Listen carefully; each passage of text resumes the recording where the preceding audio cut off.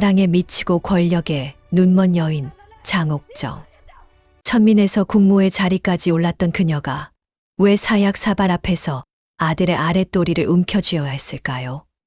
가장 뜨겁게 사랑했던 숙종이 가장 잔인한 원수가 되기까지 천민의 딸에서 중전의 자리까지 올랐던 희빈 장씨. 그리고 죽는 순간까지도 왕에게 씻을 수 없는 저주를 남겼는데 과연 그녀의 마지막 복수는 성공했을까요? 지금부터 그 충격적인 이야기가 시작됩니다. 사연 시작 전 구독과 좋아요를 눌러주시고 지금 어디에서 듣고 계신지 댓글로 남겨주시면 그곳으로 행운이 가득 깃들기를 바라겠습니다. 그럼 사연 시작하겠습니다. 북촌의 골목은 한양의 귀족들만이 거닐 수 있는 거리였어요. 기와집의 담장 너머로 매화나무가 고개를 넘기고 돌아가는 길마다 명문가의 위엄이 묻어났죠. 이 거리에는 신분이라는 눈에 보이지 않는 벽이 있었습니다. 조선시대 신분은 평생을 결정지었습니다. 양반의 딸로 태어나는 것과 상놈으로 태어나는 것은 마치 다른 세상의 운명이었어요. 그런데 이 시대에 그 엄격한 신분제의 벽을 혼신의 힘으로 부숴버린 여인이 있었습니다. 바로 희빈 장씨였어요. 천민의 딸이었던 그녀의 이야기는 조선 역사상 가장 광란했던 욕망과 가장 잔인했던 복수의 서사를 남기었습니다. 역관 집안의 대저택 내실에서 어린 장옥정은 거울 앞에 앉아 있었어요. 검은 머리칼에 사비를 꽂아주는 유모의 손길이 가만했거든요. 거울 속 소녀의 눈빛은 호기로운 검은 굿을 같았어요. 청소년기의 미색이 이미 묻어나고 있었습니다. 옥정은 아직 어린 나이였지만 이미 자신이 무엇인지, 자신이 어디로 가야 하는지를 본능적으로 알고 있었어요. 아버지 장문봉은 역관이었어요. 언어를 다루는 외교관이었지만 그 신분은 여전히 중인에 불과했습니다. 게다가 옥정은 정실이 아닌 서출, 즉 첩의 딸이었어요. 그런데 그녀는 태어날 때부터 남달랐습니다. 아버지가 방으로 들어왔을 때 옥정은 고개를 돌려 그를 마주쳤어요. 그 눈빛이 아버지의 가슴을 철렁하게 만들었습니다. 신분이 무엇일까요? 그 눈빛 앞에서는요. 장문봉은 생각했습니다. 이 아이가 클수록 이 아이는 자신의 신분에 불만을 품을 거라는 생각이 들었던 거죠.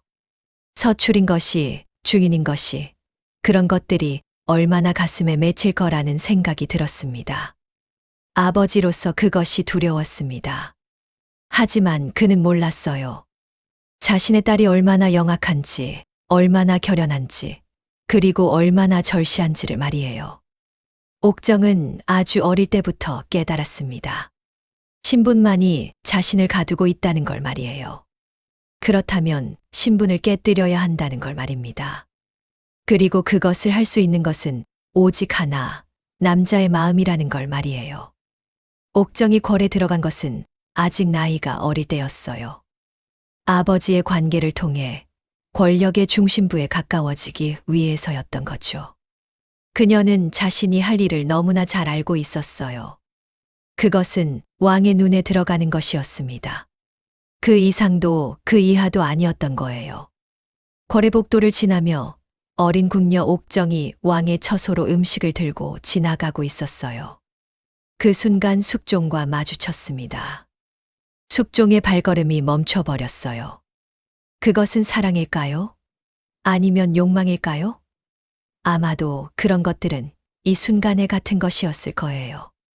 옥정은 고개를 숙이고 절을 했어요. 하지만 그녀의 눈은 전혀 숙여지지 않았습니다. 오히려 그 눈은 왕을 정조준하고 있었어요. 숙종은 생각했었어요. 저 눈이 무엇인가? 저 반짝이는 눈빛은 무엇인가? 두려움도 없고 비굴함도 없는 그것은 무엇인가? 아, 그것이 독이었을 줄이야. 여기서부터 시작됐던 거예요. 조선 역사를 바꾸는 거대한 파도가 말이에요. 한 여인의 욕망과 한 왕의 약함이 만나는 순간이었던 거죠. 이것은 사랑의 이야기가 아니었어요. 그것은 욕망의 폭발이었습니다. 그리고 그 폭발의 결과는 피로 물들어질 것이었습니다. 서인 세력의 거물들이 밤중에 모여 있었어요. 그들의 얼굴은 침통했거든요. 왕이 궁녀 하나에 집착하고 있다는 보고를 받았기 때문이었어요. 영의정의 음성이 낮고 단호했어요. 폐하께서 영혼을 빼앗겼어요. 저 천민의 딸이 왕실의 순결을 더럽혀서는 안 된다니까요. 우리가 막아야 해요. 하지만 그들의 우려와는 달리 숙종의 마음은 날로 깊어져만 갔습니다. 권력을 가진 자들의 반대는 종종 역효과를 낳기 마련이었던 거죠. 특히 왕의 마음 같은 것에는 더욱 그랬던 거예요. 금할수록 반발할수록 그 욕망은 불처럼 타올랐습니다. 숙종은 옥정을 궁궐에서 내쫓았습니다. 서인들의 압박 때문이었습니다. 하지만 그것은 불과 며칠일 뿐이었어요. 역사가 기록한 바에 따르면 숙종은 옥정을 내쫓은 뒤 3일 만에 불러들였다고 합니다. 3일이면 충분했던 거예요. 왕이 그녀 없이는 밥도 맛있게 먹지 못하게 하기에는 말이에요. 옥정이 다시 궐로 돌아오는 길은 마치 귀환의 축제처럼 보였어요. 관을 탈 때 하인들의 눈길이 그녀에게 집중됐습니다. 그녀는 이제 단순한 궁녀가 아니었습니다. 왕의 사랑을 받는 여인이었던 거예요. 옥정의 심중에는 깊은 만족감이 흘러내렸어요. 아, 드디어다. 나의 시간이 시작되는 것 아닌가.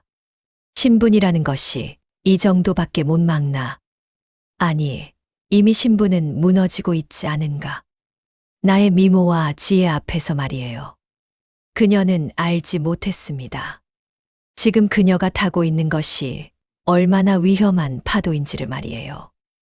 왕의 사랑이 얼마나 일시적인 것인지를 말입니다.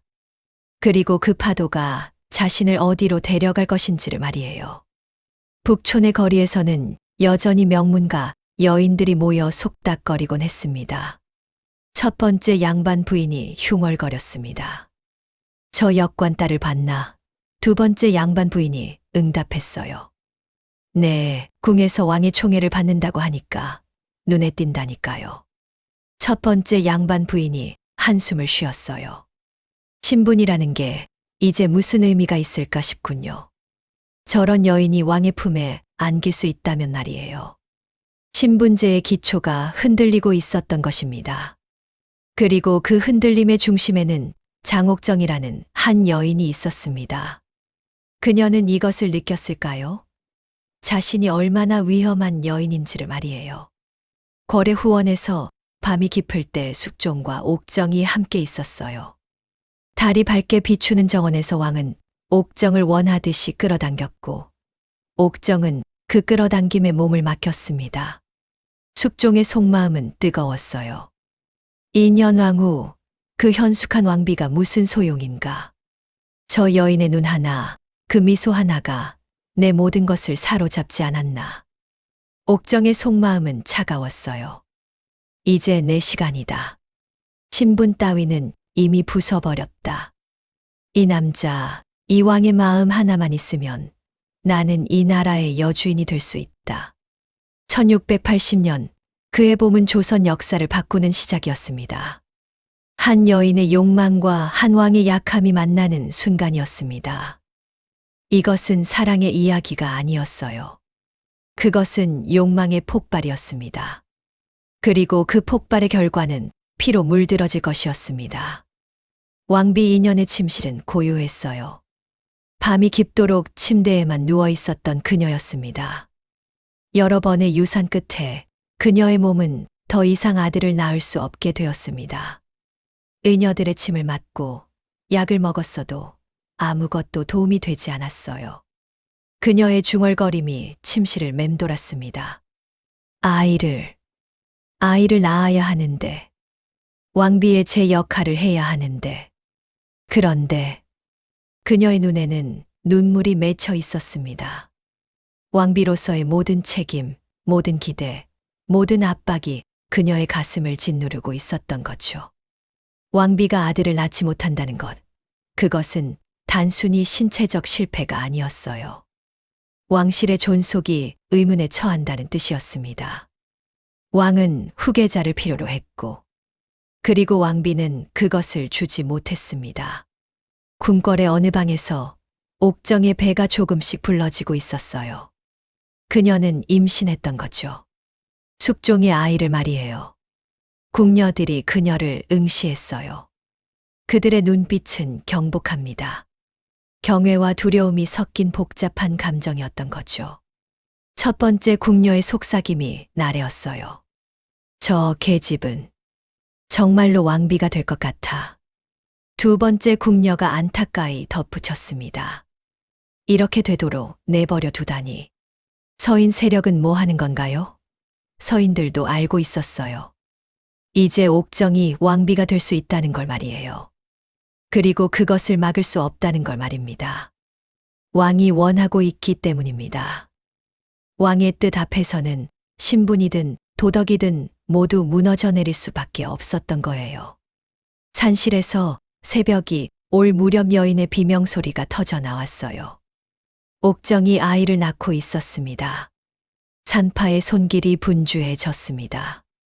진통이 심지고 옥정은 비명을 질렀어요. 그것은 고통의 비명이 아니었어요. 그것은 승리의 포성이었던 거죠. 산파가 외쳤어요.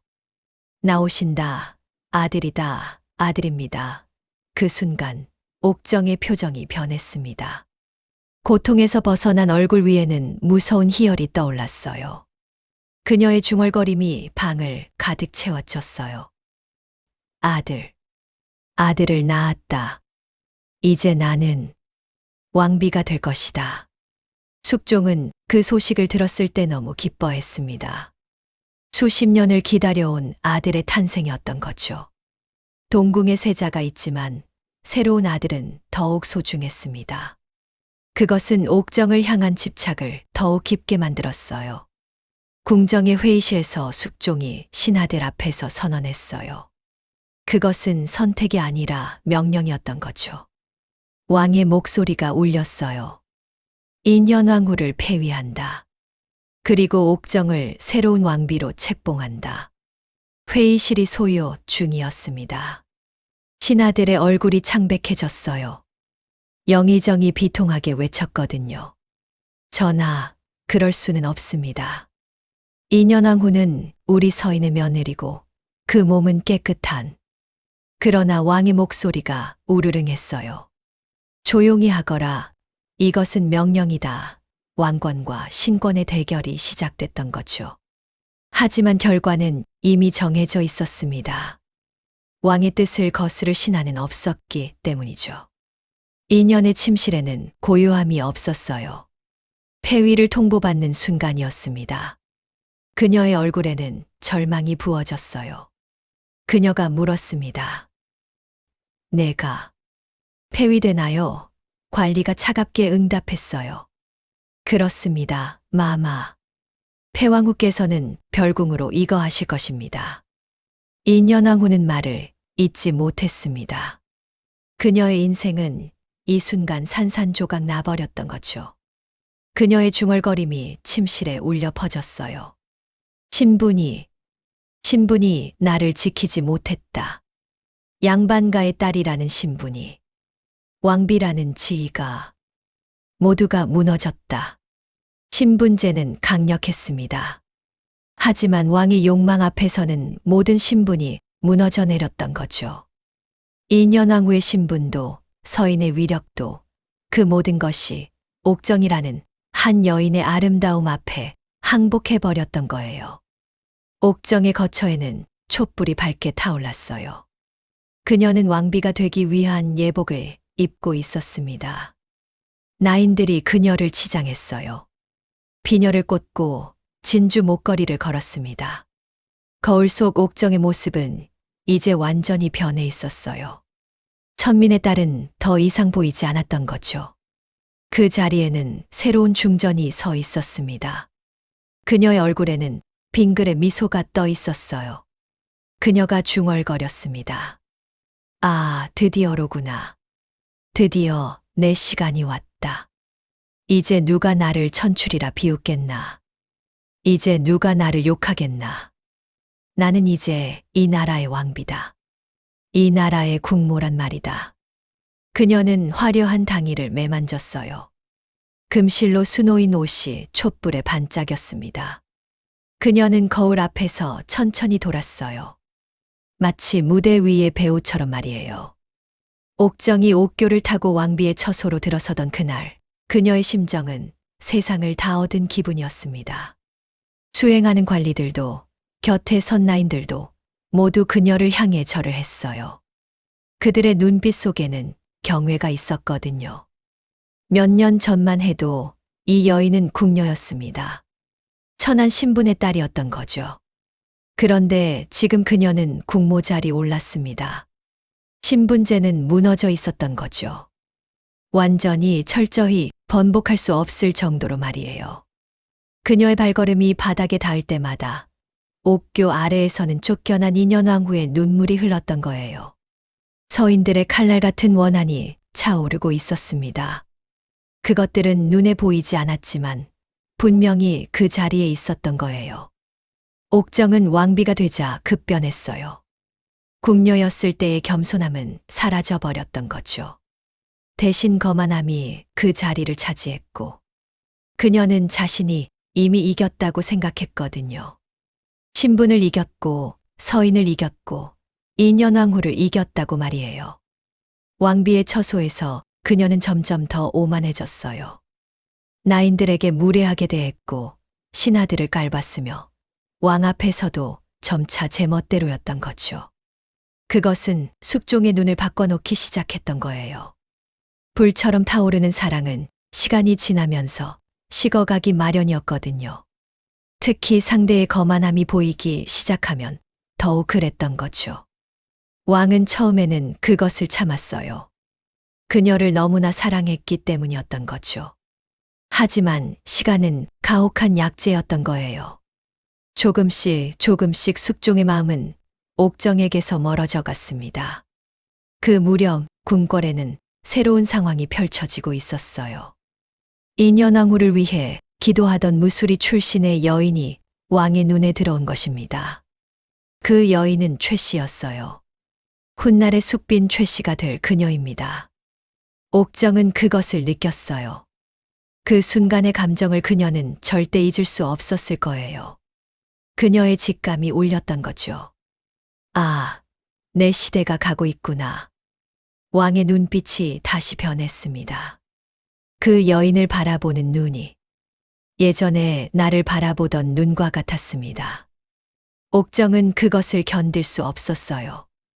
그녀는 소리를 버럭 질렀습니다. 물건을 던졌어요. 왕 앞에서 제멋대로 울음을 터뜨렸던 거죠. 그녀는 왕의 마음을 붙잡으려고 했어요. 하지만 그럴수록 숙종의 뒷모습은 멀어지기만 했던 거예요. 왕의 사랑을 잃은 여인은 궁궐에서 가장 추운 존재일 뿐이었던 거죠. 화려한 옷도 높은 지위도 그 모든 것이 그녀를 따뜻하게 해주지 못했습니다. 오히려 그 모든 것이 그녀를 더욱 고독하게 만들었던 거죠.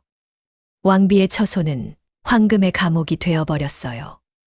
그리고 그 감옥 안에서 옥정의 마음에는 서서히 도끼가 차오르기 시작했습니다. 권력은 달콤했어요. 하지만 그 맛은 오래 가지 않았던 거죠. 옥정이 왕비의 자리에 오른 지 몇 년이 지났을 무렵 상황은 완전히 바뀌어 있었어요. 숙종은 불같은 성격만큼이나 마음의 변덕도 심한 왕이었습니다. 한때는 죽음도 두려워하지 않을 만큼 강렬했던 사랑도 시간이 지나면서 식어갔던 거죠. 옥정의 거만함이 커질수록 그녀가 왕 앞에서 제멋대로일수록 숙종의 마음은 더욱 차갑게 식어갔습니다. 그것은 마치 가을의 햇살이 겨울로 접어드는 것과 같았습니다. 눈에 띄지 않게 조용히 하지만 확실하게 말이에요.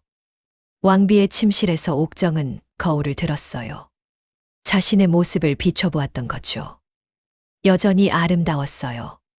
하지만 그 아름다움이 예전처럼 왕의 마음을 움직이지 못하게 되었던 거예요. 그것이 무엇인 탓일까요? 그녀의 얼굴에는 주름이 늘지 않았었어요. 피부가 거칠어지지도 않았습니다. 하지만 눈빛이 변했습니다. 과거의 그 호기로운 눈빛이 사라지고 그 자리에는 욕망과 불안이 깃들어 있었던 거죠. 사람은 자신의 마음을 얼굴에 새기는 법이었어요. 옥정은 자신이 무엇을 잃어가고 있는지를 느꼈습니다. 하지만 그것을 되돌릴 수는 없었어요. 궁궐의 뜰에서 어느 날 숙종은 인현왕후를 위해 기도하는 여인의 뒷모습을 봤어요. 그 여인은 무술이 출신이었어요. 신분은 가장 낮았던 거죠. 하지만 그 뒷모습이 숙종의 마음을 움직였습니다. 여인의 이름은 최 씨였어요. 그녀는 다른 여인들처럼 왕을 노리지 않았던 거죠. 오히려 인현왕후를 진심으로 따랐던 거예요. 그런 진심이, 그런 순결함이 숙종의 눈을 사로잡았습니다. 그것은 옥정이 가지지 못한 것입니다. 옥정은 직감했어요. 그 순간 그녀는 모든 걸 알았습니다. 아, 내 시대가 가고 있구나. 왕의 눈빛이 다시 변했다. 그 여인을 바라보는 눈이 예전에 나를 바라보던 눈과 같다. 그것은 가장 두려운 순간이었던 거예요. 옥정은 자신이 얻은 것을 잃어가고 있다는 걸 알았던 거죠. 그리고 그것을 막을 수 없다는 걸 깨달았던 거예요. 왕의 마음은 이미 돌아섰던 거죠. 돌아설 수 없을 정도로 말이에요. 궁비의 처소에서 옥정은 비명을 질렀어요. 물건을 집어 던졌거든요. 나인들이 움츠러들었어요. 그녀의 분노는 통제불능이었습니다. 왕 앞에서 울음을 터뜨렸어요. 때를 쓰듯이 마치 어린아이처럼 말이에요.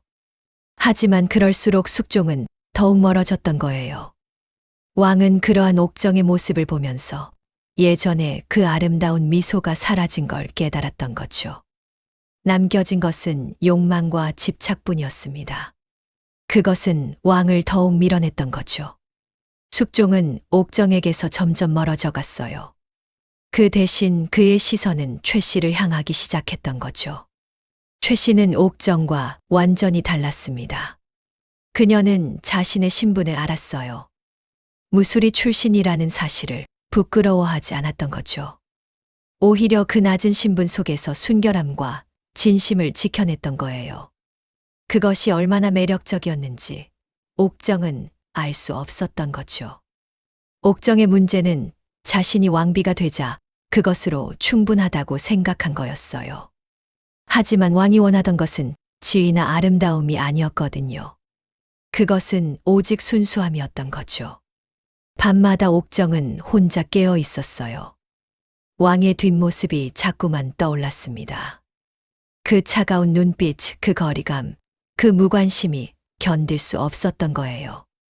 그녀는 왕의 발 앞에 엎드렸어요. 한때는 자신이 왕을 사로잡았다고 생각했던 거죠. 하지만 이제 역할이 바뀌었던 거예요. 이제 그녀가 왕에게 매달렸던 거죠. 이제 그녀가 아이처럼 울부짖었던 거예요. 그것은 가장 모욕적인 상황이었던 거죠. 신분을 초월하여 왕비가 되었던 여인이 이제는 왕의 발 앞에 무릎을 꿇고 있었던 거니까요. 왕비의 처소에서 나오는 비명소리와 울음소리가 궁궐 전역에 퍼져나갔어요. 신하들은 고개를 숙였습니다. 나인들은 침묵했어요. 모두가 알고 있었던 거죠. 왕비의 시대가 저물고 있다는 걸 말이에요. 그리고 새로운 여인의 시대가 밝아오고 있다는 걸 말이고요. 역사는 반복된다고 합니다. 옥정이 인현왕후를 밀어내고 왕비의 자리에 올랐던 것처럼 이제 최 씨가 옥정을 밀어내려고 했던 거죠. 다만 차이가 있다면 최 씨는 그것을 원하지 않았다는 거였어요. 하지만 역사는 개인의 의도와 상관없이 흘러갔던 거죠. 정치의 판도도 바뀌고 있었어요. 서인의 세력이 약해지고 있었던 거죠. 그들은 옥정을 밀어내려는 움직임을 시작했어요. 왕비를 폐위시킬 방법을 찾기 시작했던 거죠. 이것은 순수한 정치적 계산이었던 거예요. 옥정이 서인을 무시했고 서인의 권력을 약화시켰기 때문이었던 거죠. 신분을 뛰어넘어 왕비가 되었던 여인도 결국은 정치의 수레바퀴 앞에서는 무너질 수밖에 없었던 거예요. 권력의 흐름 앞에서는 그 누도 안전할 수 없었던 거죠. 옥정은 자신의 운명을 느꼈어요. 궁궐의 문을 통해 들려오는 소문들, 신하들의 눈빛의 변화, 그리고 무엇보다도 왕의 차가운 침묵이 모두를 말하고 있었습니다. 한때는 왕의 사랑 하나로 신분제를 깨뜨렸던 여인도 이제는 그 왕의 사랑을 잃어가고 있었던 거예요. 그리고 그것이 바로 그녀가 모든 것을 잃기 시작하는 순간이었던 거죠. 왕비의 자리는 그녀를 지켜주지 못했어요. 높은 지위도 화려한 옷도 아무것도 그녀를 지켜주지 못했습니다. 그녀는 다시 추락하기 시작했던 거예요. 그리고 그 추락 속에서 그녀의 마음은 점점 더 검게 물들어갔습니다. 정세가 바뀌었어요. 정치의 흐름이 옥정에게 더 이상 유리하지 않았던 거죠. 서인의 몇몇 지도자들이 숙종의 귀에 속삭였어요. 왕비의 불경스러운 행동들이, 왕비의 방종함이 천하를 어지럽히고 있다고 말이에요. 그리고 결정적인 순간이 찾아왔습니다. 숙종은 옥정을 폐위하기로 결단했어요. 그리고 인현왕후를 복위시키기로 결정했던 거죠. 왕비로서의 지위는 결국 왕의 일시적인 감정에 불과했던 거예요.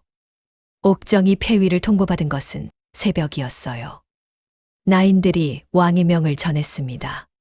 희빈의 신분으로 강등되고 취선당이라는 방에 갇힐 것이라는 통보였던 거죠. 옥정의 얼굴이 창백해졌어요. 하지만 그것은 절망의 창백함이 아니었던 거죠. 그것은 분노의 창백함이었습니다. 한때 이 나라의 국모였던 그녀가 이제는 한 방에 갇혀야 한다니요. 왕의 사랑으로 신분제를 뛰어넘었던 여인이 이제는 신분제 아래로 다시 떨어져야 한다니요. 인현왕후는 별궁에서 복위되었어요. 그녀의 얼굴에는 기쁨이 없었습니다. 오직 비통함만 있었어요. 자신의 복위가 또 다른 여인의 비극을 만들었기 때문이었던 거예요. 신분제의 논리 안에서는 이것이 옳은 것이었어요. 천민의 딸은 왕비가 될 수 없는 거죠. 하지만 인간의 감정 안에서는 이것이 옳지 않았던 거예요. 서로 다른 두 여인의 비극이 겹쳐 있었던 거죠. 취선당은 옥정의 감옥이 되어버렸어요. 골방이라 불리는 작은 방이었습니다. 햇빛도 제대로 들지 않는 어두운 공간이었던 거예요. 한때 금실로 수놓인 옷을 입었던 여인이 이제는 남루한 옷을 입어야 했던 거죠. 한때 많은 나인들을 거느렸던 여인이 이제는 최소한의 시중만 받을 수 있었습니다. 그것은 왕비에서 희빈으로의 추락일 뿐만이 아니었어요. 그것은 여인으로서의 존재의 추락이었던 거죠. 취선당에 갇힌 옥정의 마음에는 이제 사랑이 없었어요. 그 자리에는 지독한 도끼가 차올랐습니다.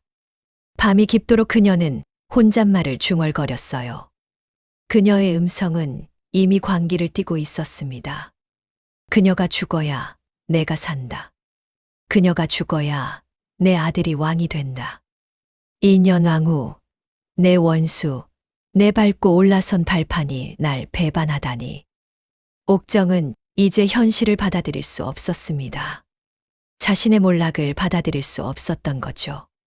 그 대신 그녀는 저주의 길로 빠져들었던 거예요. 옥정은 무당을 불러들였어요. 몰래, 조용히, 하지만 집착적으로 말이에요. 무당은 취선당의 어두운 방에서 이상한 의식을 펼쳤던 거죠. 옥정은 인형을 만들었어요. 그 인형의 얼굴에는 인현왕후의 모습을 그려 넣었습니다. 그리고 그 인형에 바늘을 꽂기 시작했습니다. 하나, 둘, 셋. 끝이 없었던 거죠. 마치 그녀의 분노가 끝이 없었던 것처럼 말이에요. 그녀가 중얼거렸어요. 죽거라. 죽어라. 이년 날 버린 년, 날 무너뜨린 년, 죽어라. 밤마다 취선당에서 낯선 냄새가 새어나왔어요. 향, 냄새였던 거죠. 하지만 그것은 은은한 향이 아니었던 거예요. 그것은 기괴한 냄새였던 거죠. 자극적이고 불쾌하고 무언가 부정한 기운을 담은 냄새였던 거예요.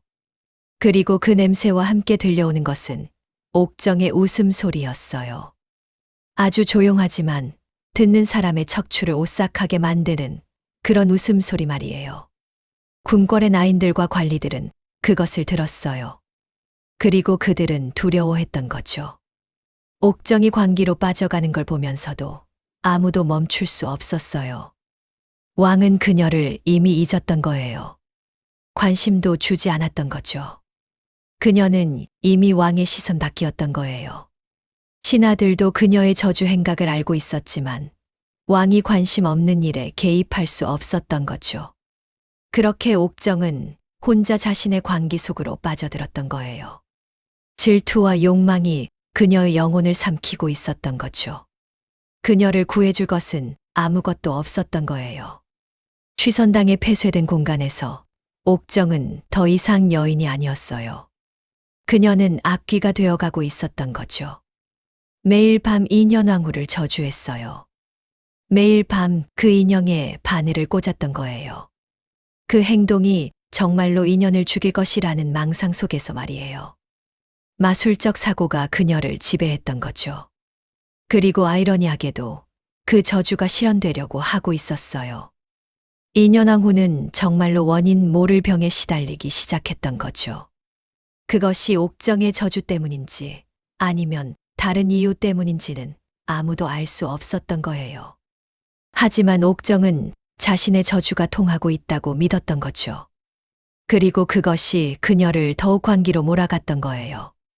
밤이 깊을 때마다 취선당을 지나는 나인들은 급발로 걸었어요. 그 방에서 나오는 웃음소리와 기괴한 냄새가 두려웠기 때문이었던 거죠. 어떤 나인은 그곳을 지나가다 병에 걸렸다고 말했어요. 어떤 나인은 그곳에서 들은 웃음소리 때문에 밤새 잠을 이루지 못했다고 말했던 거죠. 취선당은 더 이상 방이 아니었어요. 그곳은 저주와 광기의 처소가 되어버렸던 거죠. 그리고 그 안에 갇힌 여인은 더 이상 인간이 아닌 것처럼 보였던 거예요. 옥정은 자신이 광기로 빠져가고 있다는 걸 알았을까요? 자신이 더 이상 회복할 수 없을 지경에 이르렀다는 걸 깨달았을까요? 아마도 알지 못했을 거예요. 왜냐하면 그녀의 광기가 그것을 알게 해주지 않았기 때문이었거든요. 광기는 자신을 정상이라고 계속 속이는 강력한 힘이었던 거죠. 그것은 자기 기만의 가장 강력한 형태였던 거예요. 그리고 옥정은 그 자기 기만 속에서 자신이 여전히 올바르다고, 여전히 피해자라고, 여전히 복수할 권리가 있다고 생각하고 있었어요. 하지만 그 생각들이 모두 잘못된 것이었던 거죠. 그리고 그 모든 잘못된 생각들이 결국 그녀를 죽음으로 인도하게 될 것이었던 거예요. 인현왕후가 원인 모를 병으로 자리에 누웠어요. 의녀들이 왔다 갔다를 반복했지만 아무것도 도움이 되지 않았거든요. 옥정의 저주가 실제로 통한 것인가 싶을 정도로 인현의 상태는 악화되었어요. 고열이 내려가지 않았고 몸이 자꾸만 경직되곤 했습니다. 신하들은 종종 왕비의 안위를 묻곤 했지만 아무도 이것이 자연적인 병인지 아니면 다른 원인이 있는 건지 알 수 없었어요. 인현왕후가 유명을 달하는 날이 가까워져 왔습니다. 궁궐의 애도의 분위기가 가득 찼어요. 서인들의 얼굴은 검어졌거든요. 하지만 동시에 또 다른 움직임이 시작되고 있었습니다. 숙빈 최 씨가 중심이 되어 취선당의 이상한 행각들을 조사하기 시작했던 거죠. 최 씨는 옥정이 어떤 저주를 벌이고 있는지를 이미 알고 있었어요. 그리고 그것을 숨길 수도 용서할 수도 없다고 생각했던 거예요. 인현왕후의 임종이 임박했을 때 최 씨는 숙종에게 나아갔습니다. 그녀가 조심스레 말했어요.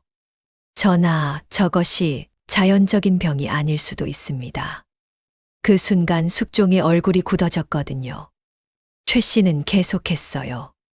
취선당에서 이상한 일들이 있었습니다. 그리고 그녀는 옥정의 저주 행각을 낱낱이 고했던 거죠. 숙종은 즉시 신하들을 보내 취선당을 수색하게 했어요. 취선당의 방에서 발견된 것은 정말이지 처절했거든요. 인현왕후의 모습을 그린 인형들, 바늘이 꽂혀 있는 인형들, 그리고 이상한 향신료와 부적들이 쌓여 있었어요. 그것들을 본 순간 숙종의 분노는 극에 달했습니다. 한때 죽음보다 사랑했던 여인이 이제는 왕실의 위엄을 더럽힌 저주의 여인으로 보였던 거죠. 옥정을 대면한 숙종의 목소리는 얼음처럼 차가웠어요.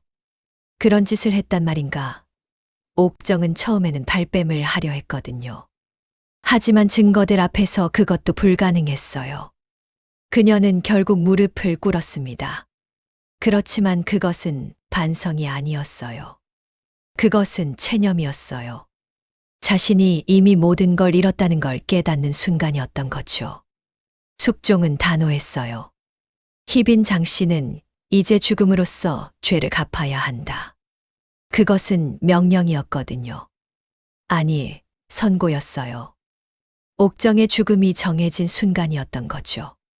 자살을 통해 죽음을 선택하도록 강요받는 것, 그것이 사약이었어요. 왕은 자신의 아내에게 죽음을 명령했던 겁니다. 동궁의 세자, 즉 옥정의 아들이 이 소식을 듣고 아버지에게 달려갔어요. 그는 아직 어린 세자였거든요. 아버지의 발 앞에 무릎을 꿇고 울며 애원했습니다. 아버지, 제발 어머니를 살려주십시오. 제가 뭐든지 하겠습니다. 하지만 숙종의 눈빛은 차가웠어요. 그것은 더 이상 아내를 보던 눈이 아니었어요. 왕실의 위엄을 더럽힌 악귀를 보는 눈이었던 거죠. 숙종은 아들의 팔을 뿌리쳤어요. 조용히 하거라. 이것은 왕의 명령이다. 이 순간이 얼마나 중요했는지 아셨나요? 이것은 단순한 왕비 폐위가 아니었어요. 이것은 숙종의 진정한 모습이 드러나는 순간이었던 거죠. 성군의 가면을 벗으면 그 아래는 냉정하고 잔혹한 독재자가 있었어요. 자신의 사랑조차 궁극적으로는 자신의 소유욕과 지배욕에 불과했던 거예요. 그리고 그 소유물이 자신을 배반했을 때 그는 주저없이 죽음을 내렸던 거죠. 왕권에 도전하는 자, 왕의 뜻을 거스르는 자는 그 누구라도 용서할 수 없다는 것. 그것이 숙종의 진정한 얼굴이었어요. 사약이 준비되었어요. 취선당 앞에 뜰에 한 사발이 놓여 있었거든요. 그 순간 옥정은 자신의 끝을 마주했던 거죠. 죽음이 이렇게 가까울 줄이야. 하지만 그녀는 포기하지 않았어요. 오히려 그 순간이 그녀의 진정한 저항의 시작이었던 거죠. 옥정은 자신이 가장 화려했던 시절의 비단옷을 입고 나타났어요. 검은 비단에 금실로 수놓은 옷. 그것은 왕비로서의 마지막 존엄이었던 거죠. 그녀는 자신이 누군지를 보여주고 싶었어요. 자신이 단순한 궁녀나 희빈이 아니라 이 나라의 왕비였다는 걸 말이에요. 그 자존심이 그녀를 움직였던 거죠. 사약 사발이 눈앞에 놓였을 때 옥정은 비명을 질렀어요. 그것은 공포의 비명이 아니었어요. 그것은 분노의 비명이었거든요. 그녀가 외쳤습니다. 전하를 모셔오라. 내 입으로 직접 들을 때까지는 한 방울도 마시지 않겠다. 그 목소리에는 거만함이 아직도 남아 있었어요.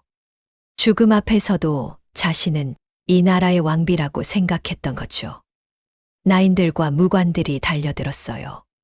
강제로 사약을 마시게 하려는 거였습니다. 하지만 옥정은 저항했어요.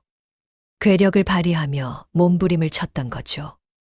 그녀의 발악은 정말이지 처절했어요.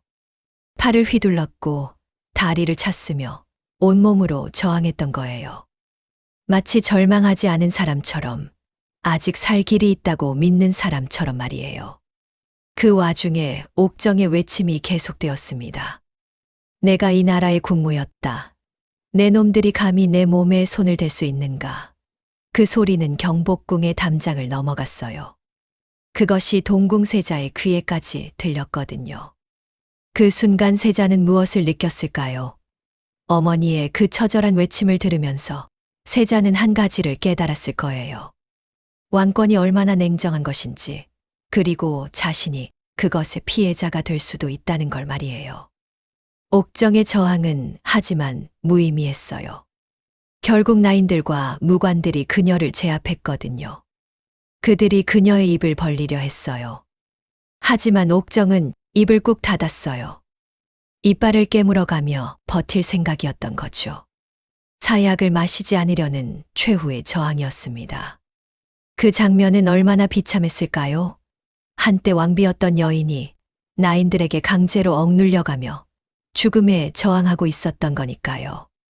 결국 옥정의 입은 벌려졌어요. 강압적으로, 폭력적으로 말이에요.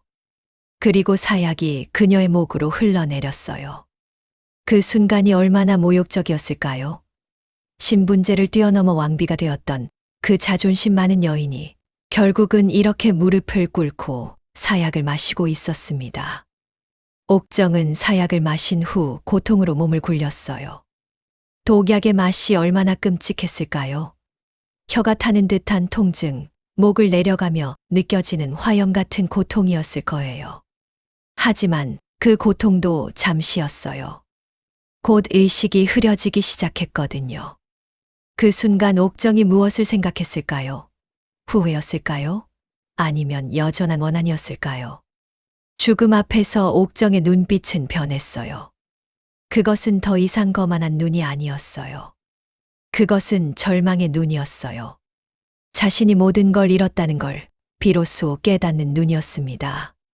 신분을 초월했던 자존심도, 왕의 사랑도, 왕비의 지위도, 그 모든 게 무너져 있었어요. 그리고 이제 생명까지 무너져가고 있었던 거예요. 옥정은 사약을 마신 후 고통으로 몸을 굴렸어요. 독약의 맛이 얼마나 끔찍했을까요? 혀가 타는 듯한 통증, 목을 내려가며 느껴지는 화염 같은 고통이었을 거예요. 하지만 그 고통도 잠시였어요. 곧 의식이 흐려지기 시작했던 거죠. 그 순간 옥정이 무엇을 생각했을까요? 후회였을까요? 아니면 여전한 원한이었을까요? 죽음 앞에서 옥정의 눈빛은 변했어요. 그것은 더 이상 거만한 눈이 아니었던 거죠. 그것은 절망의 눈이었어요. 하지만 그것은 큰 실수였어요. 옥정은 죽음 앞에서도 여전히 위험한 여인이었습니다. 그리고 그 위험함이 곧 세자에게 영원한 상처를 남기게 될 것이었던 거예요. 세자가 취선당에 들어섰을 때 어머니의 모습을 본 순간 그의 얼굴이 창백해졌어요. 옥정은 이미 사약을 마신 후였어요. 독약이 천천히 그녀를 죽여가고 있었던 거죠. 그녀의 입에서는 핏줄이 흐르고 있었고 몸은 경직되어 가고 있었던 거예요. 하지만 그녀의 눈은 여전히 살아 있었어요. 광기로 타오르는 눈이었던 거죠. 세자가 어머니의 곁에 무릎을 꿇었어요. 아직 어린 세자는 무슨 말을 해야 할지 몰랐던 거죠. 하지만 옥정은 말을 했어요. 마지막 말이었던 거예요. 그 말이 세자의 귀에까지 들렸을 때 그 아이는 평생을 두려움 속에서 살게 될 것이었던 거죠. 옥정이 속삭였어요. 내가 왕이 된들 무슨 소용이냐. 내 원수를 갚아다오. 그 말과 함께 옥정은 갑자기 아들의 팔을 잡았던 거예요. 힘껏 잡아당겼던 거죠. 세자가 몸부림을 쳤어요. 하지만 옥정의 손은 놓아지지 않았던 거예요. 그 순간 옥정이 한 행동은 역사에 기록될 광기의 순간이었던 거죠. 그녀는 자신의 아들 세자의 성기를 꽉 움켜쥐고 잡아당겼던 거예요. 세자는 고통의 비명을 지르며 쓰러졌어요. 옥정은 기괴하게 웃으며 그렇게 세상을 떠났던 거죠. 아들에게 평생 지울 수 없는 상처와 신체적 결함을 남김으로써 자신을 버린 숙종과 이 왕실의 마지막 저주를 퍼부은 것이었던 거예요. 1701년 가을 조선을 들썩이게 했던 희빈 장씨는 그렇게 피를 토하며 숨을 거두었어요. 그녀가 떠난 자리엔 차가운 바람만이 감돌았던 거죠. 취선당에는 아무도 가려고 하지 않았어요. 그곳은 죽음과 저주의 처소였기 때문이었어요. 그녀의 시신이 치워질 때도 누구도 눈물을 흘리지 않았던 거죠. 모두가 그녀를 잊고 싶어 했던 거예요. 아니, 잊어야만 했던 거였어요. 숙종은 옥정의 사후 얼마 지나지 않아 법을 만들었어요. 다시는 후궁이 왕비가 될 수 없다는 법이었던 거죠. 사랑했던 흔적조차 지워버리겠다는 잔혹한 마침표였습니다. 그렇게 한 여인의 존재는 역사에서 지워지기 시작했어요. 강력했던 여왕도, 광기로 타올랐던 악귀도 결국은 왕이 손가락질하며 지워버릴 수 있는 존재에 불과했던 거죠. 세자는 그 이후로 달라졌어요. 어머니의 마지막 순간을 목격한 그 아이는 더 이상 어린아이가 아니었던 거죠. 왕권의 냉정함을 알았고 권력의 공포를 느꼈으며 사랑이 얼마나 위험한 것인지를 깨달았던 거예요. 훗날 그는 경종으로 왕위에 올랐어요. 하지만 그는 병약했고 후사를 두지 못했으며 짧은 생을 마감했던 거죠. 어머니의 저주가 그를 따라다녔던 걸까요? 아니면 그 순간의 상처가 그를 이렇게 만들었던 걸까요? 아무도 알 수 없었습니다. 인현왕후는 복위 후 오래 살지 못했어요. 그녀도 옥정의 저주로 인한 병에서 완전히 벗어나지 못했습니다. 신분제의 논리는 그녀를 지켜주지 못했어요. 양반 여인이라는 신분도 왕비라는 지위도 결국은 무너져 내렸던 거죠. 신분제는 강력했지만 그것만으로는 누구도 보호할 수 없었습니다. 최 씨는 옥정의 자리를 차지하게 되었어요. 하지만 그녀는 옥정처럼 거만해지지 않았습니다.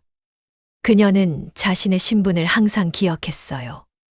그리고 그 낮은 신분 속에서 진심으로 살았습니다.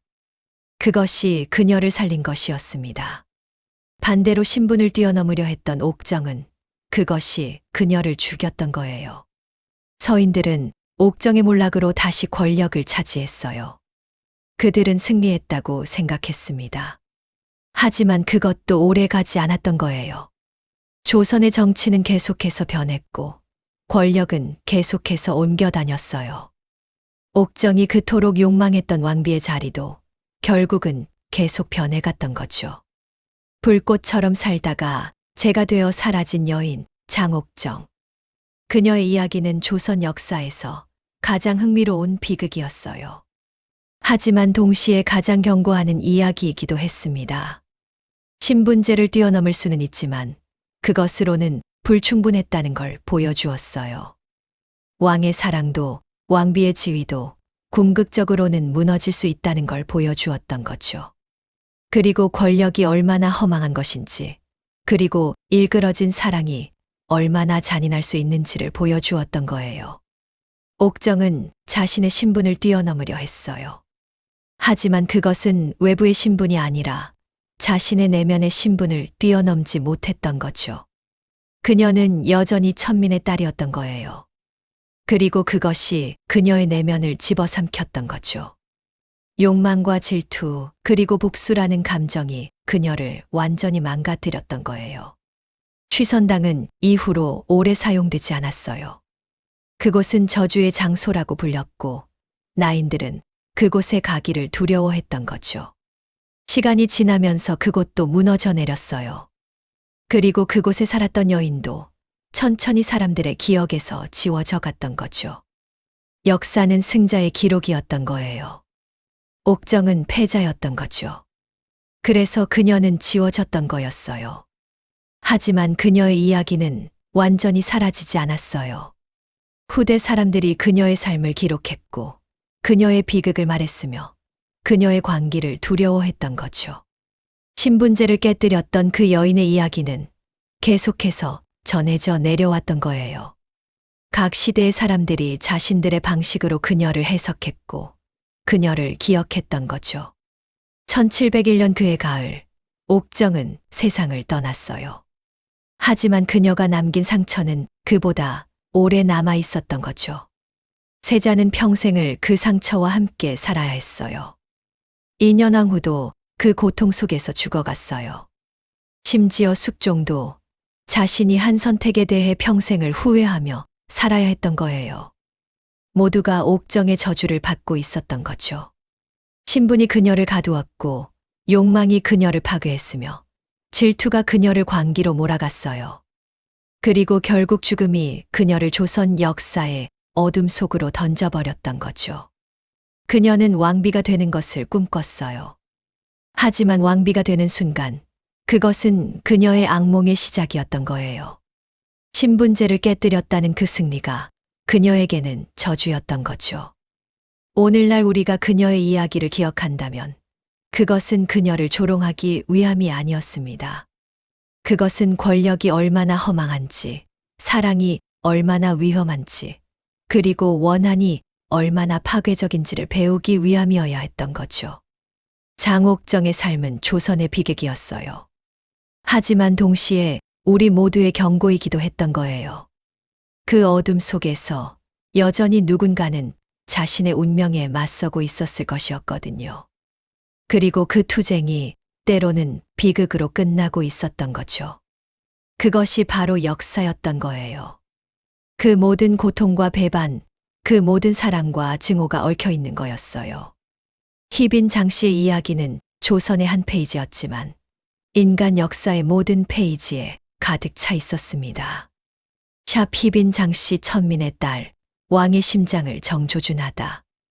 오늘의 이야기가 당신의 마음에 작은 울림을 드렸다면 앞으로도 잔잔한 위로가 될 이야기들로 찾아뵐 수 있도록 구독과 좋아요를 눌러주세요. 따뜻한 말씀도 댓글로 부탁드립니다. 당신의 오늘을 늘 응원합니다. 감사합니다.